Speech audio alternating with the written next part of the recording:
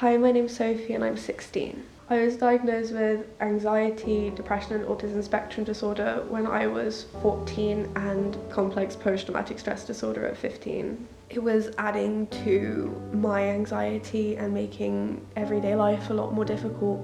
I wasn't coping in day-to-day. I didn't go to school. I dropped out of school completely and completely isolated myself from my friends for a while because I didn't know anyone at the time who had any similar issues, so I was on my own. My mental health and physical health are definitely linked. I'm ill like 90% of the year because whenever I don't feel mentally very well, I get ill, I get a cold, and it just doesn't go away. With my medication, I was getting some really bad side effects that were making me very anxious, like dizziness, headaches, heart palpitations, feeling really sick all the time. After a visit to my GP, I found out because of the medications I was on, I'd be eligible for physical health checks. I was really nervous before I got the physical health check because it wasn't something I'd done before, but the health check wasn't as scary as I thought it was going to be. Hello Sophie, I'm Fawzia. I'm working with Dr. Waller today. With the first health check I walked in and I got a nurse instead of a doctor, which was something I'd requested because I knew for one of the tests you'd have to take your shirt off. I felt a bit more comforted by the fact that it would be a nurse. The nurse walked me through what she'd be doing and what she'd be checking. My name is Fawzia Rust. I'm a staff nurse and I've worked in the NHS for over 30 years.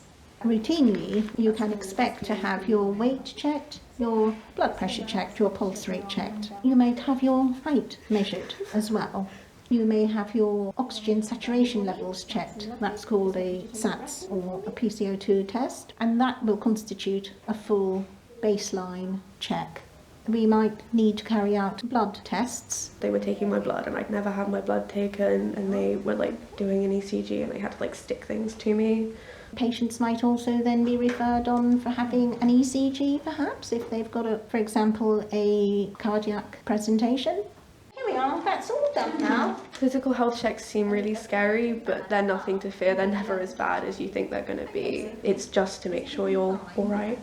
My mental health was a bit better after the check because it reassured me that there wasn't anything physically wrong with me, because I personally have a lot of health anxiety, so it reassured me with that.